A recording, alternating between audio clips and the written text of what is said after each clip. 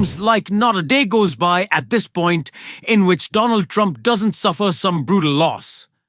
Whether it be to his political coalition with a resignation or retirement in Congress, or just someone speaking out against him. On the other hand, a brutal loss is always expected of his political agenda at this point. Some lawsuits shutting him down, new poll numbers showing how unpopular he is.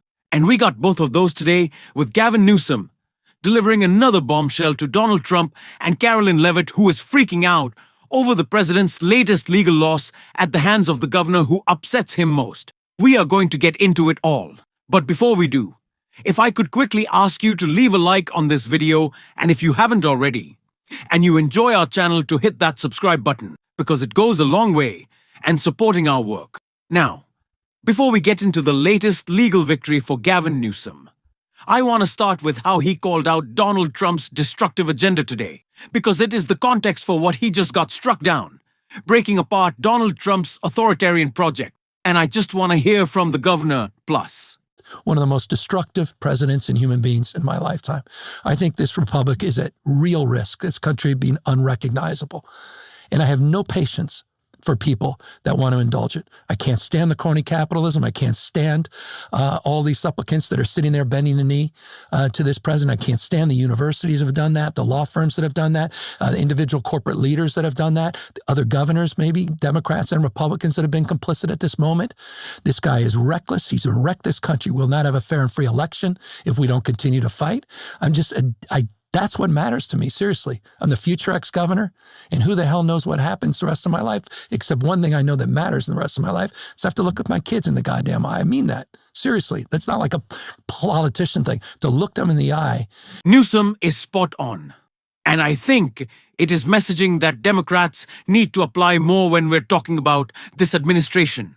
Fundamentally, Donald Trump wants to break up government, not because he thinks government is bad, but because he thinks government that doesn't serve him is bad. What has Donald Trump done to break up the massive subsidies that corporations get? The handouts he's given to billionaires? Nothing. Donald Trump has only gone after the judiciary, the Congress, any institution, agency standing in the way of rampant corruption. Donald Trump wants you to think that the government that doesn't work is government that works for you. He is purposely destructive. That was the point of what Donald Trump and Russia put together in Project 2025. Why he said he wanted federal workers traumatized. It wasn't just about making people in the government feel like they should quit. They should resign. They should move on. They should pick a different career. It was about telling us that the government works for the rich and powerful, and Donald Trump will use it against us. But that is not the case. We have real power to fight back, and Donald Trump does not own the presidency. He does not own the Congress. He does not own the courts. And he certainly does not own the military. He wants you to think so he can continue his stunts and his takeover. He wants you to think so. So we don't fight back. But fighting back is exactly what we need. It's what Gavin Newsom has been doing. And it's what he called out in this clip right here before we get into this legal bombshell. Problem. And then tries to do a make-believe as if you're all perfect little sheep and you're going to go on with it to be the hero in his own Marvel movie. He initiated those raids. He significantly increased the scale and scope of those raids. That's why he wants the National Guard.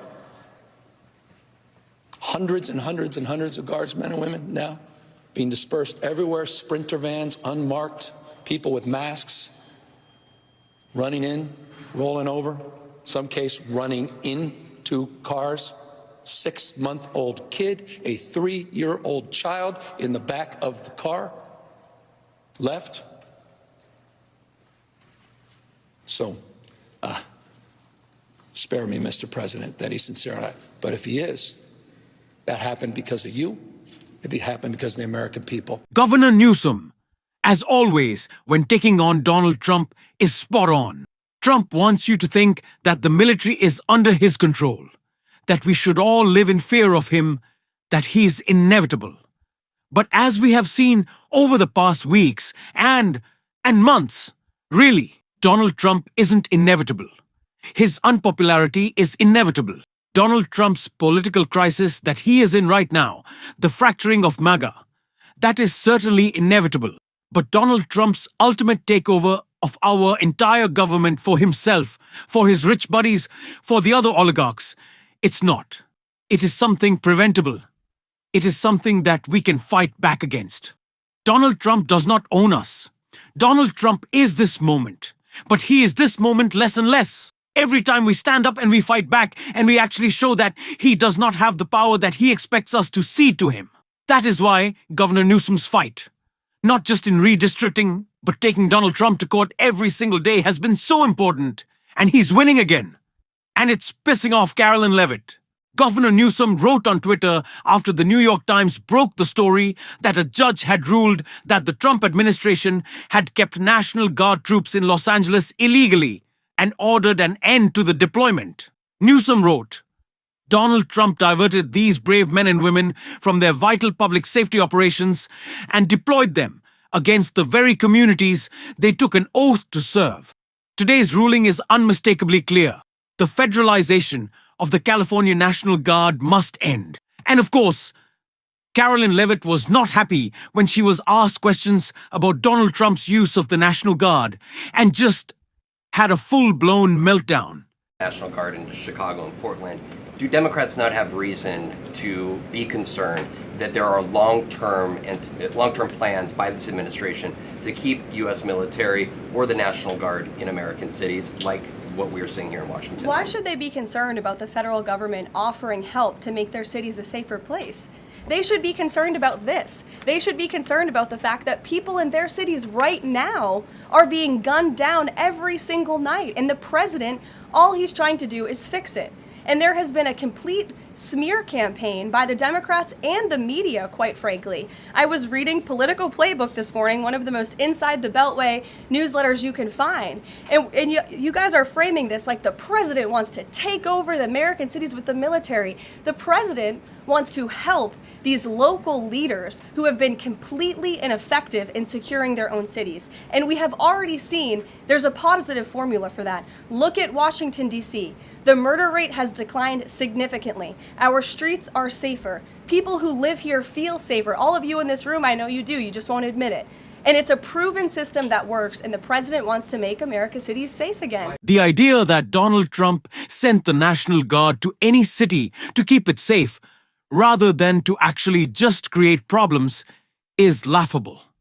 It was reported by Axios when Donald Trump not just sent the National Guard to Los Angeles, but Portland as well. When the, of course, protest in LA was so powerful and demonstrating that folks in their communities were not going to let Donald Trump harass them.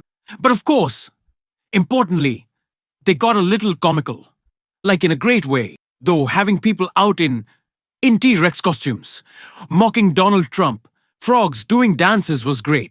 It showed what Donald Trump is fundamentally a clown. Weak and insecure, purposeless except in fear. When he is carrying out these actions, there was no purpose. Donald Trump saw it as if we go in and we cause problems, we show there's problems. If we go in and there are no problems, we say it was all because of us. But what actually turned out happening was the communities banding together to tell Donald Trump to get the fuck out of Los Angeles or that you were a joke in Portland. So no, Carolyn, as always, you are wrong. But this is just a bigger part of Donald Trump's gangster state trying to intimidate us, trying to lead us to believe that we do not have power and we should be fearful of him, something that is fundamentally untrue. And we see this in every part of Donald Trump's government. Of course, we are seeing it play out with the DOJ right now. Donald Trump attempting to go after his political enemies whenever and wherever he can. And it is why we saw Senator Sheldon Whitehouse call out that exactly. It's very important what he said. I hope you take a look this full interview with Lawrence O'Donnell. Donald Trump is the president and the only one in history who will let you go completely free for that. Yep, 400 tons worth minimum of cocaine that this narco state leader was convicted of bringing into the United States as basically the guy who used his position as president to give cover to the drug dealers. And he got a pardon. And I just, I don't think we know the whole story yet. You get people like Roger Stone and Matt Gaetz involved in asking for pardons, and somewhere some money changed hands. So we'll find out, I guess, sooner or later, but it sure doesn't look good. The other thing that's interesting about this is that creepy guy in the Justice Department who told everybody that they needed to be ready to tell judges, F off, we're not going to follow your orders, and who Trump and his little team stuffed onto the Third Circuit Court of Appeals during the window while the contempt hearing against that guy was stayed by 2 Trump judges. That guy was on the prosecution of President Hernandez. So he can't really say that this was a bad Biden prosecution, that the fix was in some bad way against Hernandez. The guy that is his sort of chief thug in the early days of the MAGA DOJ, and who he loved so much, he put him on the Circuit Court of Appeals. Of course, not one Democrat would vote for this guy, but they shoved him through. That guy was on the case. So there's really no logic to it on the merits, which takes you back to, where did the money change hands? What was the deal behind the scenes that we're seeing thanks to, presidential immunity, and he gets to commit crimes for free? This is the type of intimidation we need to be calling out the idea again. And I come back to it so often because it is so important that Donald Trump has power and that he can continue to take. It is wrong. Unless we stand up to him, he can't. Donald Trump is losing lawsuits at about a 95, 96, 97% clip. That is not a guy with the power that we might think Supreme Court ruling. Sure, Donald Trump has bought and paid for and corrupted that court. It is not a legitimate body. It is a bunch of political right-wing hacks. And that is what we should call them. Governor Newsom continues to win. Governor Pritzker continues to win. We see victories from governors across the country. And we see victories when we fight Donald Trump every single day is what we are going to do on this show. And if you want to support, that is always. And hit that subscribe button. Leave a like on this video. If you stuck around at the end, drop a blue heart in the comments. Keep on fighting, y'all. Don't let him silence you. And until next time, I'll see you soon.